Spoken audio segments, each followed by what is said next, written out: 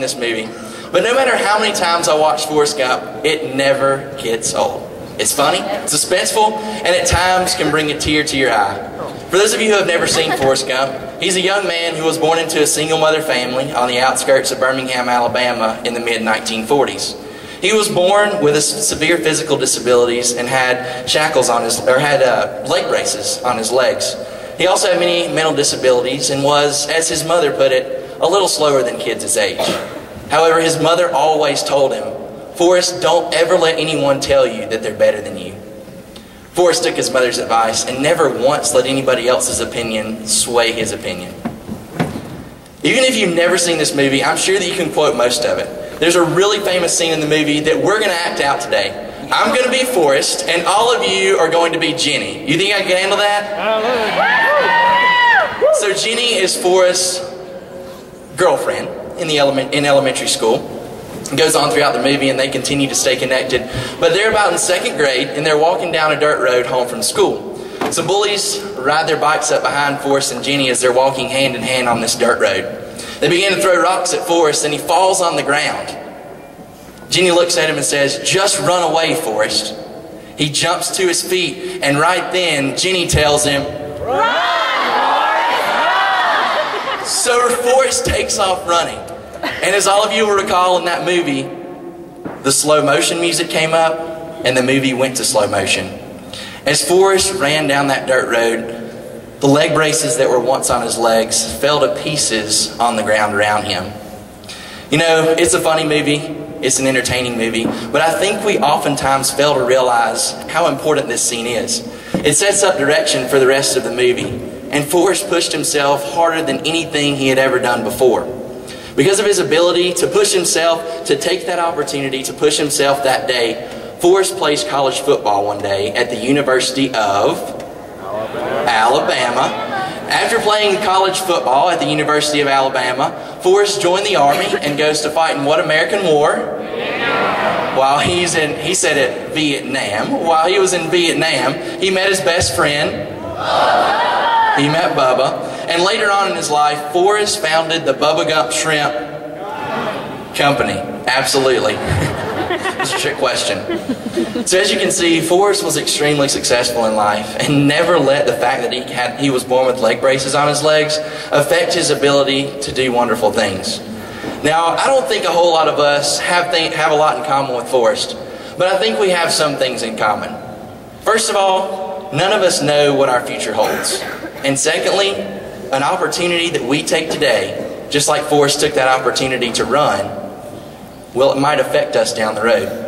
You see, that opportunity that Forrest took at that moment to take off running so that the shackles could fall off of his feet gave him greater opportunity down the road. Let's all close our eyes. We're all here at the 83rd Nevada FFA State Convention. And there's an opportunity that we took a long time ago that got us to where we are now. In fact, there are probably a lot of opportunities that we took along the way that got us to where we are now. But think of one of those opportunities that if you hadn't taken it, you probably wouldn't be here. Maybe it was that decision to go to your first chapter meeting, quite possibly pay your dues. Maybe it wasn't a popular thing among your friends when you did it, and maybe it wasn't an easy thing to do yourselves. But think of one opportunity that if you hadn't taken it, you wouldn't be here today. Take opportunities. Each and every day, we're given countless opportunities, but how often do we take them? One of my heroes stood 5'9" and weighed in at a whopping 155 pounds. Nonetheless, he was my hero. In all the days that I knew him, I never knew him to go on vacation. Because according to him, there was always work to be done on the farm. He was a pecan picking, tobacco chewing, cattle working, gun toting, salt of the earth kind of man. He never took vacations, and on the weekends, he would wake up at the crack of dawn and go and feed and check cows. A pretty awesome man. His dark skin proved his Cherokee roots. Crew cut never went out of style. And he was my hero. My grandfather, Story Porter, was my hero. Pop was always a man to be hard at work. and I always had a passion for agriculture, always had a passion for the beef industry. I began to show beef cattle in the 9th grade, and I wanted to show beef cattle a lot before then, but my parents made me wait until 9th grade because they thought that I would be burnt out had I waited, or had I started showing any earlier. I was so glad when I finally got that first show heifer in the 9th grade. I will never forget the opportunity that I had to show in my home county for the very first time.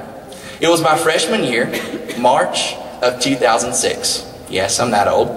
I started to walk in the show ring, and for the first time, my grandfather was going to get to watch me show. So I walk in the show ring, and as many of you know who show any type of cattle, you're supposed to look at the judge during showmanship. However, I could not look at the judge because my grandfather was supposed to be in the audience. I began to look around. He was nowhere to be found in the bleachers. He couldn't be found at the concession stand. I even looked back at the barn to see if my grandfather was waiting for me when I came out. Just then I saw my mother come in the door. Then I saw my grandmother behind my mother, and then behind my grandmother was not my grandfather. You see, he had gotten too sick and couldn't leave the house. 2 months later, my grandfather passed away and never got the opportunity to see me show.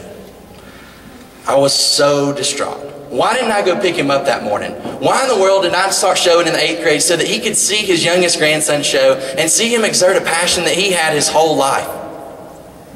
Why in the world? As I began to sulk in my misery, it continued to be a burden throughout my life that I held until not long ago. My Uncle Melvin and I began to talk about my papa, who I called Story Porter. We began to talk about his stubborn southern ways, the way he used to laugh, and the difference that he made in those that live around him. My uncle began to tell me about how my grandfather actually started the Jackson County Cattleman Show. Wow, a burden was lifted from me. This only happened 2 months ago, and I had held this inside for 6.5 years. The fact that I didn't start showing earlier, and he never got the opportunity to show. But this peace came over me because I knew that he had satisfaction knowing that he started something that his grandson was able to compete in. You see, my grandfather took the opportunities that he was given early on in life. The opportunity to be an FFA, which created more opportunity down the road, created the opportunity for him to buy some land and start a cattle herd of his own. But he didn't only take those opportunities for himself. He took an opportunity to share the opportunities with someone else. By starting this cattle show, quite possibly he opened a door of opportunity for someone to hear a good job from their parents for the first time. Maybe someone discovered their passion for the beef industry while they showed at this home county show.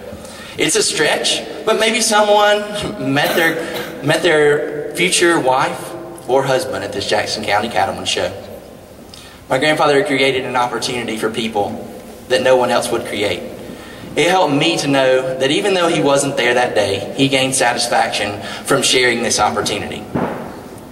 I've always heard it said, our greatest contributions are the ones we'll leave behind. What will we leave behind here on earth? Because of the opportunities that we open for other people, who will be able to look back on their life and say, yes, I took that opportunity because of this person. You know, as FFA members, we get a lot of opportunities to make an impact on other people, especially as chapter officers. Chapter officers in the crowd, someone took you under their wing, showed you what the FFA emblem meant, took you to the meetings and showed you how a meeting was supposed to be run. Who are you talking to? Who are you trying to help understand the FFA so that they can take over your chapter when you leave? Hey, sports jock in the crowd. Someone showed you the opportunity to throw a baseball.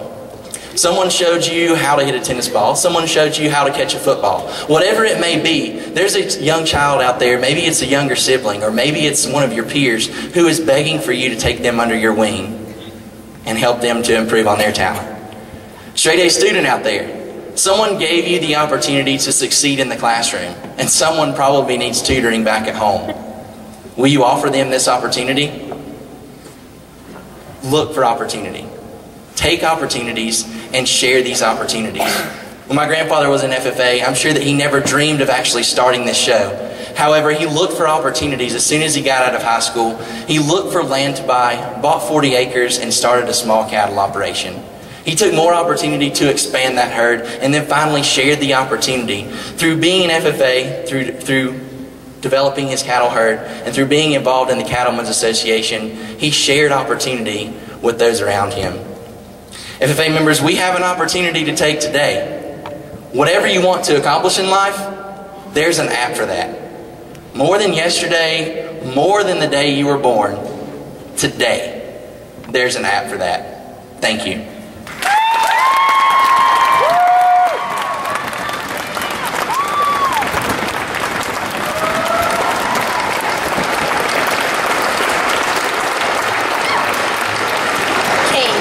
Thank you so much for coming to the Nevada State Convention and for speaking to us today. Nevada FFA, I encourage you to take the opportunity to get to know this wonderful individual. Please accept this gift as a token of our appreciation. Thank you. Let's give him another round of applause.